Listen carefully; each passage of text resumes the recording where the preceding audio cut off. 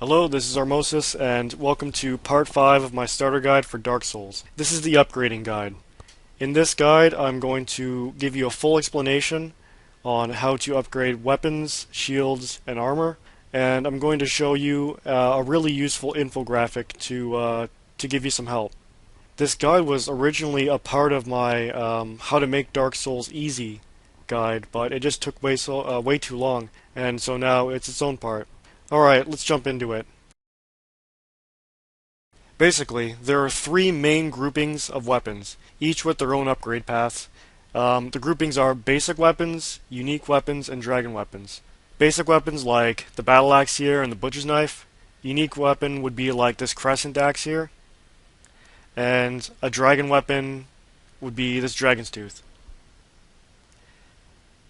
Basic weapons have several paths they can take, and each path has its own purpose. The paths for basic weapons are normal, raw, boss, lightning, fire, crystal, chaos, divine, occult, magic, and enchanted. Dragon and unique weapons have a straight path. You get them to plus 10, meaning you upgrade them 10 times, and that's it. That doesn't mean that dragon and unique weapons, fully upgraded or not, are weaker than their basic weapon counterparts. It just means their customizability is limited. Now, the upgrade items in this game are called Titanite.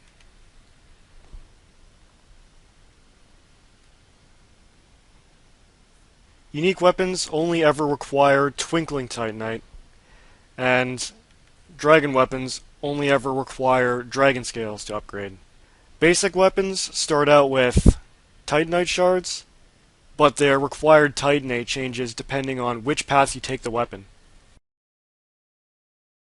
Alright, let's look at this infographic, Dark Souls Upgrade Guide. This may look like a confusing mess to you right now, but hopefully by the end of this segment, you'll understand what it means. I'm hoping you'll be able to read the text on this. I'll zoom in to make things easier, but if you can't read it, if it's too blurry, I'm going to link to this infographic in the description, so just click on that and follow along if you have to. Alright, first off, let's look at the dragon and unique weapons at the bottom.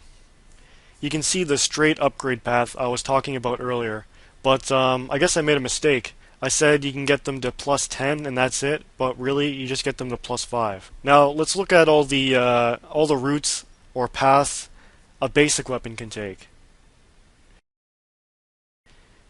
You can see upgrading a weapon down the normal path to plus 5 is required to take that weapon down the raw path, divine, magic, or fire path.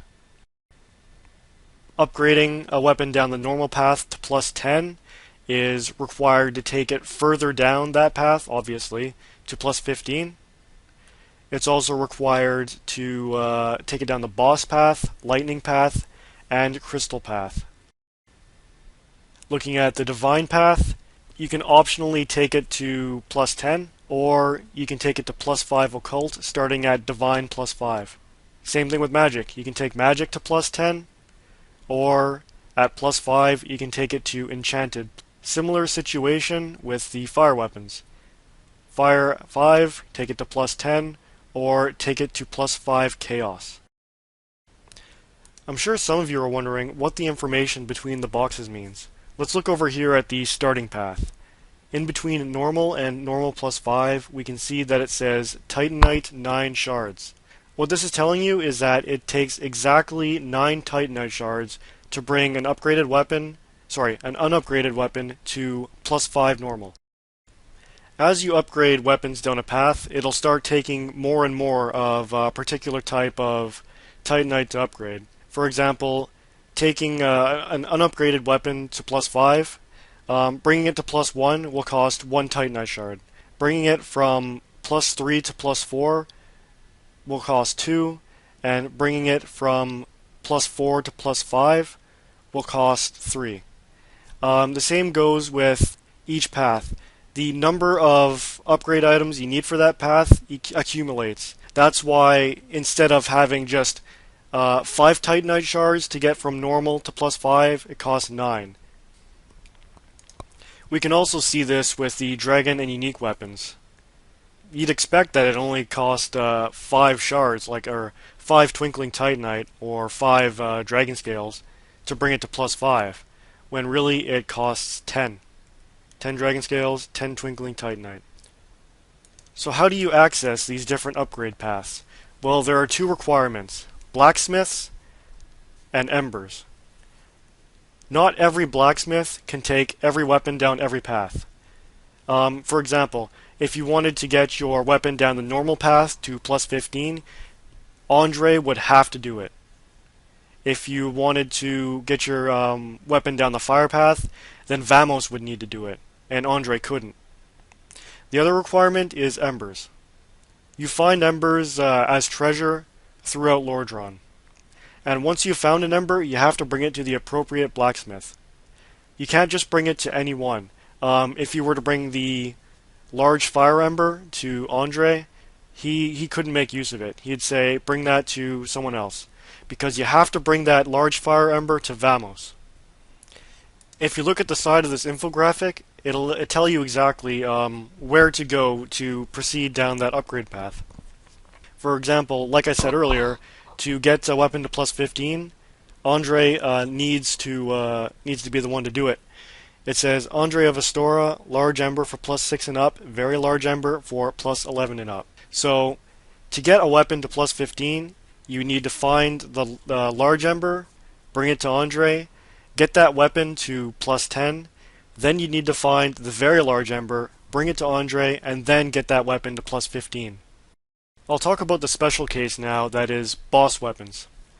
To get a boss weapon, you need to match a +10 weapon of a specific type with the corresponding boss soul. Once you have those two things, you bring it to the giant blacksmith in Anor Londo. From there, he can take that soul and that +10 weapon and give you the corresponding boss weapon. And from there, you can upgrade that weapon to +5 using Demon Titanite. You might be asking, how do I know which +10 weapon goes with this soul that I have? You don't actually know until you bring a +10 weapon to the giant blacksmith in Anor Londo. From there, if you go to Modify Weapon and go over to the Boss Weapon category, if you have a +10 weapon, he'll tell you which soul can go with that weapon to create a boss weapon. Other than that, you just have to look it up online or just experiment. I'm getting the feeling that FromSoft intended boss weapons to be secrets to be discovered or stumbled across, kind of like the Great Hollow and the Ash Lake. And knowledge of boss weapons was to be spread around by word of mouth or online. And here's one more tidbit about boss weapons. You can actually create boss catalysts as well as boss talismans. You don't need to upgrade catalysts or talismans to +10 in order to make the boss version, because you can't upgrade catalysts or talismans. You just need to bring the catalyst or a talisman to the giant blacksmith with the appropriate boss soul. Now, what are the requirements for upgrading dragon weapons, and what are the requirements for upgrading unique weapons? Nothing. You don't require a specific blacksmith, and you don't require an ember. The only thing you need, dragon scales for dragon weapons, twinkling titanite for unique weapons. So what's the point of all these different upgrade paths? The two main things that they affect are damage type and stat scaling. Let's take like a longsword. Normally it scales with strength and dexterity, meaning the more strength you have and the more dexterity you have, the more damage it'll do. Now, if you're playing a build that has a lot of strength, a lot of dexterity, that scaling is fine. You can take it down the normal path, it won't affect the scaling at all, and it'll give it a lot more base damage. In fact, it might actually improve the scaling the more you upgrade it. However, let's say you were playing a sorcerer, and you wanted to use this longsword, but you don't want to invest any points into strength or dexterity because you're a caster. Well, you'd want to take that longsword down the magic path, because magic changes the scaling from strength and dexterity to intelligence. The same goes for the divine path. Let's say you're a cleric, you take that longsword down the divine path because it'll change the scaling to faith. And of course, it'll change the damage type. Having a magic weapon will give you extra magic damage in addition to the base melee damage. Having a divine weapon will give you divine damage in addition to the base melee damage. In fact, the scaling, I'm not sure, affects the physical damage at all. If you were upgrading it down the magic path, I believe the scaling only affects the magic damage that you'll get. Okay, and what about, say, lightning and fire? Well, if you were to take a weapon down those paths, it would actually remove the scaling altogether, but give you a lot of extra damage to make up for it. So, if you're playing a character that's doesn't want to invest too heavily in any one stat, like if you don't want to make a strength build, you don't want to make or like say your dex just isn't high enough, take a weapon down the fire or lightning path, because there's no scaling, just damage. Let's look at enchanted. We can see magic can branch off into enchanted. What's the point of that? Well, enchanted weapons actually increase further the scaling with intelligence, but it'll lower the base damage overall. It's the same case with divine and occult, but it's not the same case with chaos and fire. Chaos is a unique one. A chaos weapon will get more damage for how much humanity you have in stock, up to plus 10.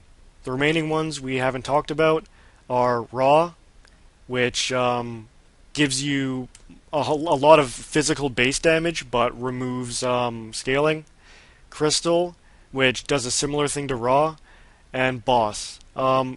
Each boss weapon is kind of unique, and it's hard to generalize because it kind of depends on which plus 10 weapon is required to make that boss weapon. Okay, Armosis, you talked an awful lot about upgrading weapons, but what about shields and armor? Well, you can take shields down the different paths, just like weapons, but you can't take them down all of them.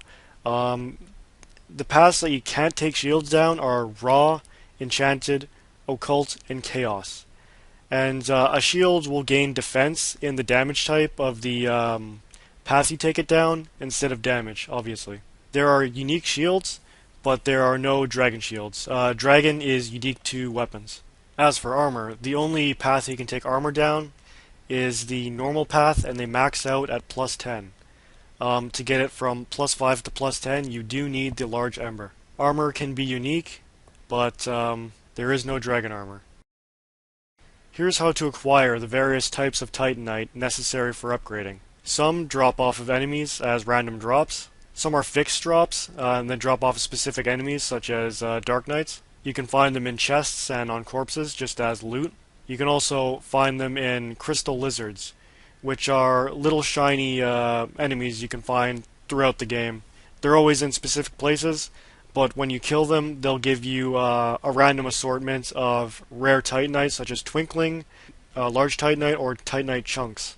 You can also buy certain kinds of Titanite from specific vendors or blacksmiths. For example, you can buy Titanite shards from Andre. You can buy Twinkling Titanite from the giant blacksmith in Anor Londo.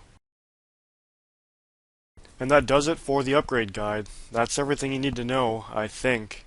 If there's anything I missed, or if there's anything that was confusing, or if you have a specific question, go ahead and ask in the comments, and I'll try to respond to you as quickly as possible. If you want a more in-depth explanation on upgrading, like if you want to know specific numbers and more specific effects such as scaling, go to either of the Dark Souls wikis and read up on that. I hope this guide was useful. I'm sorry that it ran so long, but there's a lot to the upgrade system in this game, and I want to make sure that you beginners have a firm grasp on it before you get too far into this game. Thanks for watching, and expect a new guide up soon. That'll be Part 6, How to Make Dark Souls Easier. See ya.